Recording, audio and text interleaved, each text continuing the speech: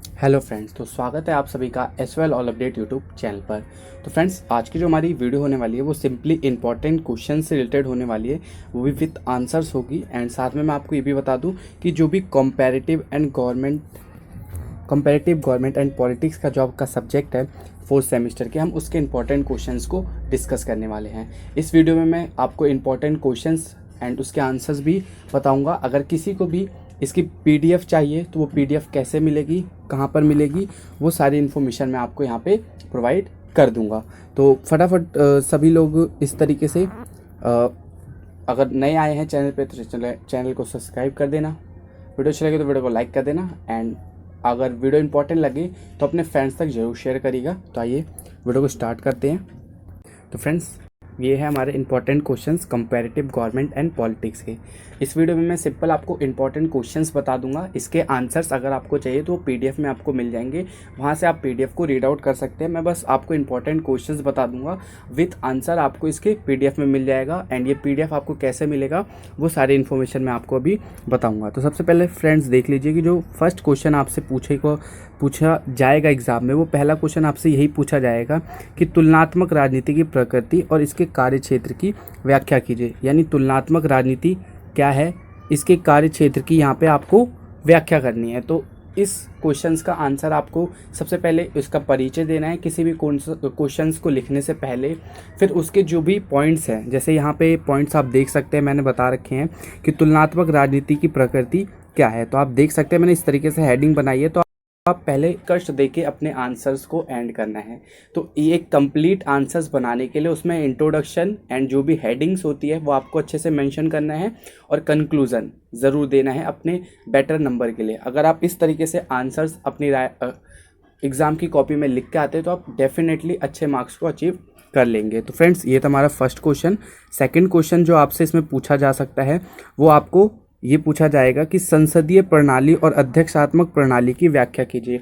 यानी संसदीय प्रणाली क्या होती है और अध्यक्षात्मक प्रणाली क्या होती है, इसकी व्याख्या कीजिए। क्वेश्चन नंबर थर्ड जो आपसे इसमें पूछा जा सकता है वो ये पूछा जाएगा कि संसद की सर्वोच्चता क्या है, इसकी व्याख्या कीजिए। यानी संसद जो है वो सर्वोच्च क्यों है और संसद की सर्वोच्चता की व्याख्या कीजिए। उसके बाद चौथा क्वेश्चन जो आपसे पूछा जाएगा वो ये पूछा जाएगा कि एकात्मक सरकार और संघात्मक सरकार की परिभाषा देते हुए इसकी व्याख्या कीजिए। यानी एकात्मक सरकार क्या होता है और संघात्मक सरकार क्या होता है, इसके बारे में दोनों को आपको अच्छे से इसके अंदर बताना है। सारे आंसर्स इसके अंदर मिल जाएंगे आपको, किस तरीके से आपको आंसर लिखना है वो सारी इन्फॉर्मेशन भी हमने इसके अंदर दे रखी है। आप पेपर में उसी तरीके से उसी पूछा जाएगा। वो ये पूछा जाएगा कि संघीय व्यवस्था से आप क्या समझते हैं, सत्ता के क्षेत्रीय विभाजन के संदर्भ में संघ के महत्व का परीक्षण कीजिए। यानी संघीय व्यवस्था क्या होती है इसका परीक्षण करना है, इसके बारे में आपको बताना है। उसके बाद नेक्स्ट क्वेश्चन जो इंपॉर्टेंट है वो है संघवाद क्या है, भारत में शक्ति व्यवस्था के विभाजन की व्याख्या कीजिए। यानी संघवाद क्या है, इसकी जो शक्ति व्यवस्था है इसकी आपको यहाँ पे व्याख्या करनी है। उसके बाद छठे के बाद जो आपका सातवां इन पे इंपॉर्टेंट क्वेश्चंस है वो आप देख सकते हैं कि first pass the post system क्या है, या फर्स्ट पास द पोस्ट के गुण दोष को बताते हुए इसकी व्याख्या कीजिए। तो नेक्स्ट क्वेश्चन जो आपसे पूछा जाएगा वो ये पूछा जाएगा कि निर्वाचन प्रणाली क्या होती है, इसकी व्याख्या कीजिए। अगले क्वेश्चन की बात करेंगे तो अगला क्वेश्चन जो आपसे पूछा जाएगा वो ये पूछा जाएगा कि अनुपातिक और मिश्रित प्रतिनिधित्व के बीच अंतर क्या होता है, इसको बताइए। उसके बाद नेक्स्ट क्वेश्चन जो आपसे पूछा जाएगा वो ये पूछा जाएगा कि एक दलीय और द्विदलीय प्रणाली क्या होती है, इसके बीच जो अंतर है वो बताइए या इनकी व्याख्या कीजिए। क्वेश्चंस आपको यही पूछे जाएंगे, क्वेश्चंस की लैंग्वेज चेंज हो सकती है, बट जो मेन पॉइंट आपको इसमें देखने को मिलेगा वो एक दलीय, द्विदलीय और बहुदलीय प्रणाली क्या होती है, इसके बीच आपको अंतर स्पष्ट करना है।